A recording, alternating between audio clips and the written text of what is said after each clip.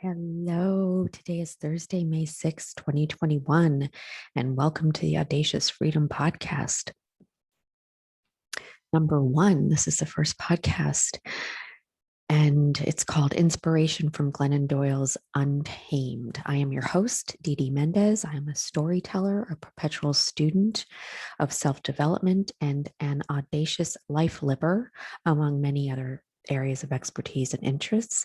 I am most recently the founder of audaciousfreedom.com. I come to you, my listeners, with stories about what I learn, read, observe, and experience in the world today. I'm inspired by so many other storytellers, and I am told that I inspire others as well with my own stories.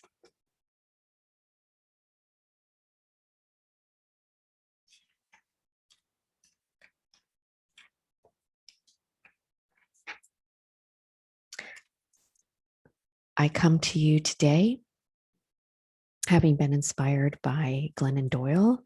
Untamed is her third memoir. I read it for the first time last summer and I couldn't put it down. I felt like she spoke to me on so many levels and issues related to women and mothers.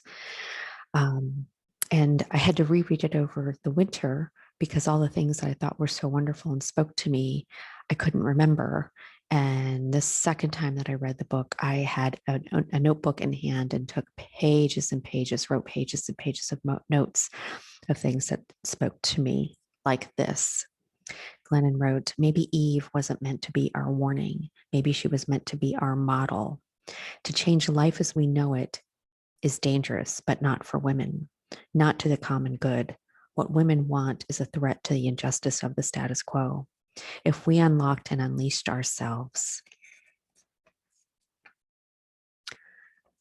imbalanced relationships would be equalized, children would be fed, corrupt governments would topple, wars would end, civilizations would be transformed. If women trusted and claimed their desires, the world as we know it would crumble. Perhaps this is what needs to happen so we can build truer, more beautiful lives, relationships, families, and nations in their place. What the world needs is more women who have quit fearing themselves and their desires and started trusting themselves. What the world needs is masses of women who are entirely out of control. Man, Glennon, I fucking love you.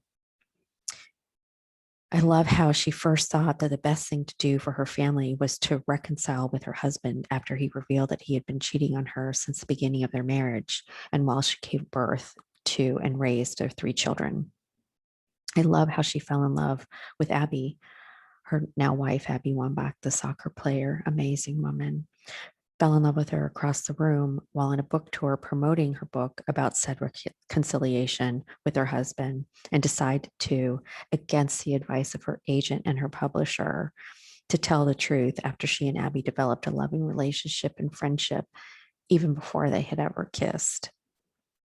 Then Abby and Glennon proceeded to build a true and beautiful family with the kids and found a way to co-parent the kids with her ex-husband, Craig.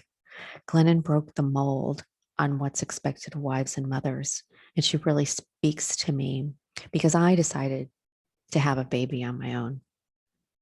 I had been divorced for many years. I was living on Wall Street in the financial district of Manhattan, but literally on Wall Street. I'd been divorced for many years. I wasn't dating anyone who I was interested in a serious relationship with, let alone to have children with.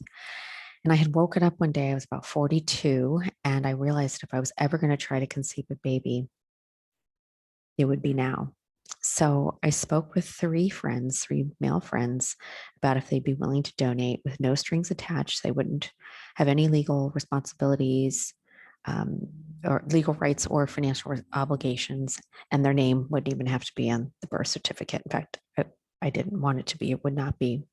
All 3 said yes, that they would be willing to donate and help me with my cause.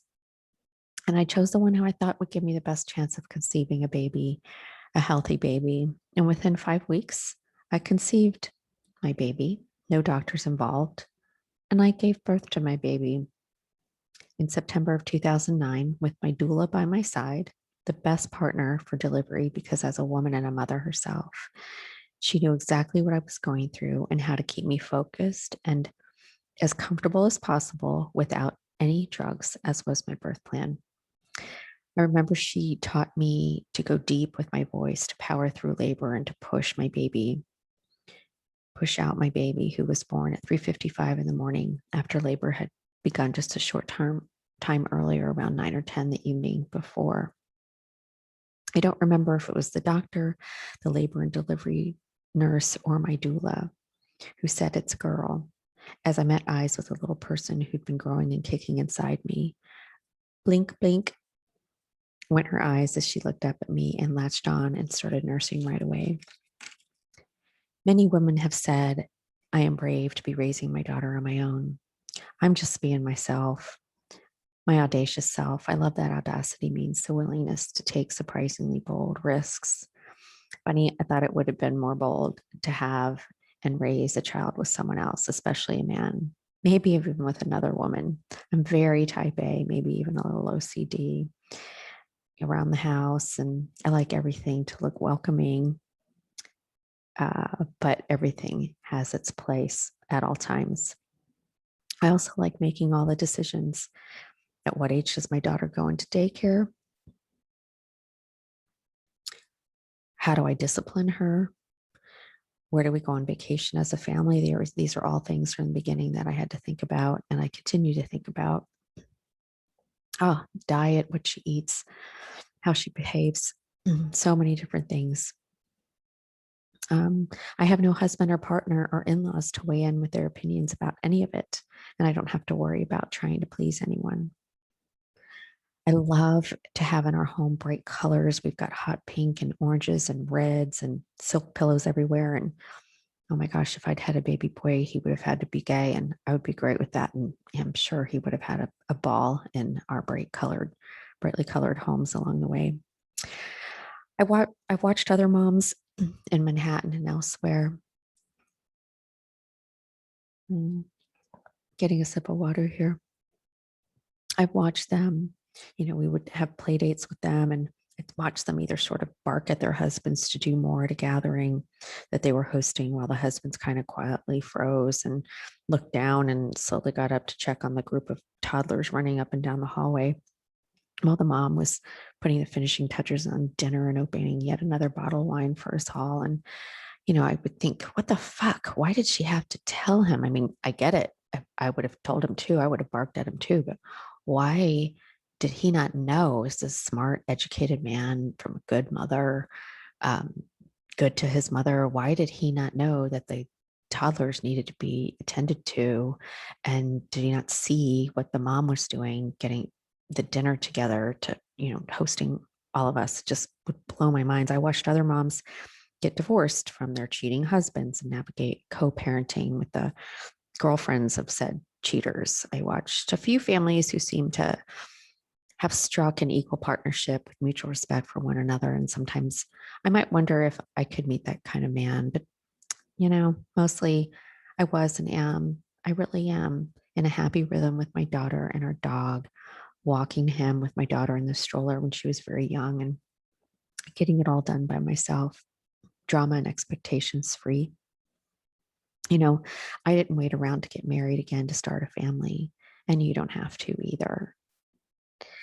This has been Dee Dee Mendez with Audacious Freedom, with the Audacious Freedom podcast. Thank you for listening. See you next time.